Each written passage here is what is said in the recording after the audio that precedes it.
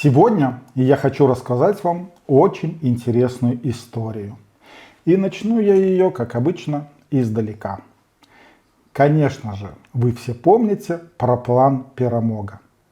Этот самый план был создан под руководством Александра Азарова, того самого, которого сняли с выборов в Координационный совет за то, что он использовал чат-бот плана Перамоги и сделал рассылку рекламы своего блока. С тех пор прошло достаточно много времени, и об этой истории уже все подзабыли. Кроме тех людей, которых и сейчас, по нашим сведениям, задерживают за эту самую полученную рекламу Александра Азарова. Также я хочу вам напомнить, что многие из вас донатили на этот план Перамога. Как расходовались эти средства, Александр Азаров, конечно же, вам никогда не рассказывал. Ну что ж, пришла пора приоткрыть завесу тайны. И эту самую тайну открывает, как ни странно, сам Александр Азаров. Итак, мы заходим на сайт продаж, один из самых распространенных в Польше и один из самых популярных в Польше, OLX. Некий Александр, частное лицо, выложил множество различных предметов на продажу. Я думаю, что это и есть Александр Азаров. Почему я так думаю? Да все очень просто. Вот одна из коробочек для раций. И вот здесь в уголочке помечено Перамога. Эту самую наклейку я видел своими глазами на тех рациях, которые хранились у Александра Азарова и которые использовались для обучения. Індывідуальная павязка ізраільскага тыпа з прыжымнымі элементамі 4. 22 злотых. Прыватная асоба Александр. Кішэнны нож. 105 злотых. Прыватная асоба Александр. Гумовыя кулі. 14 злотых. Прыватная асоба Александр. Аднаразовыя пластыкавыя чорныя кайданкі. 6 злотых. Прыватная асоба Александр. Кабура для пісталета Глок плюс 2 падсумка для страйкбола. Прыватная асоба Александр. Аптечка першай дапамогі 120 злотых. Прыватная асоба Александр. Тактычныя акуляры 12 злотых.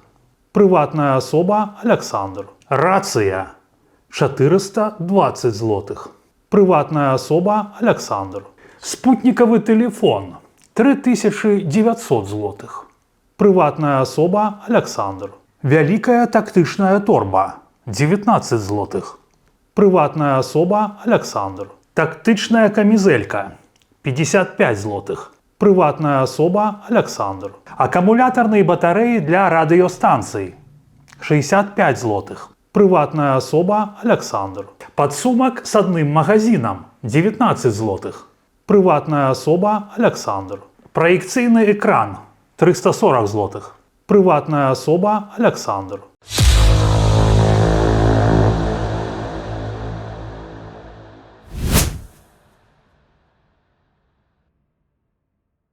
Хочешь такую красивую тишотку? На ёй написано «Колян, твой тата фашист». Пераходзь по ссылце у описании, там ёсць уся інфармейшн. Усе гэтыя тавары прадаюцца не ў адзіночнай колькасці. Усяго на сайце старонак з прапановамі прыватнай асобы Александра 6 штук. Друзья, я вас уверяю, что эти предметы не принадлежат лично Александру Азарову и как раз и закупались для плана Перамога. Но по какой-то причине Александр Азаров решил, что донаты были собраны и все это закуплено лично для него. И решил, что все это можно распродать. Вместо того, чтобы передать тем же самым хоругвам или ребятам, которые сейчас воюют в Украине. Хочу вам также напомнить, что у фонда, которым руководит Александр Азаров, Байпол, была проверка. Азаров зрабіў тое, што ён павінен быў зрабіць. Калі ты ведаеш, што ты нічога не скраў, то ты гаворыш, как бы, ну, хлопцы, прыходите. Ну, поэтому я участвовал в аудите и готов как бы засвидетельствовать то, что было в 2022 году. И Александр Кнырович публично сказал, что проверка прошла успешно. Задам, в прынцыпе, ключавое пытанне. Дык ці паказаў аўдыт, што нешта не ў парадку у байпола з справаздачнасцю, з расходаваннем грошай і гэтак далее. З гэтага есть вось такое вялікае некая справаздача ад гэтага аўдытара, і на першай старонкі напісана, што яна справаздача без пытанняў, і ўсё з ей нармалёва. Ну вот, сябры, атрымліваецца што? Атрымліваецца, байпол прайшоў аўдыт. Ну, з пункту гледжання фінансавага, бухгалтарскага, гэта менавіта так. Если честно, я в этом достаточно сильно сомневаюсь, потому что по тем данным, которые пришли мне, Александр Азаров не предоставил никаких документов Александру Кныровичу. Но это не точно. Тут мне, кстати, пишут, что мир настолько тесен, что в Варшаве вы на прошлой неделе встречались с Александром Азаровым. Спрашивают, есть какие-то новости?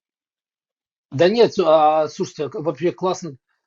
Так, это была очень интересная встреча, которая свидетелями которой было там человека 3-4. Интересно, как бы откуда кто настучал уже, да? Была ли проверка расходования тех средств, которые поступили в виде донатов, и что она выявила, на сегодняшний день никому не известно. Я надеюсь, что Коалиционный совет, Объединенный переходный кабинет и офис Светланы Тихановской сделают все возможное, чтобы Александр Азаров передал принадлежащее ему имущество туда, куда оно необходимо. Азаров, верни все, что не принадлежит тебе, людям. Просто людям и все? Да.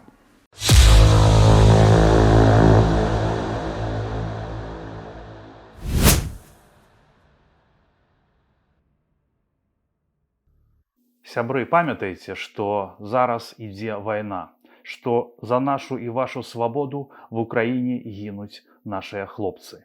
Памятайце, што ў вязніцах, канцлагерах Лукашенка пакутуюць палітзняволеныя, пакутуюць іх сем'і. Мы павінны быць разам і дапамагаць усім, каму можам.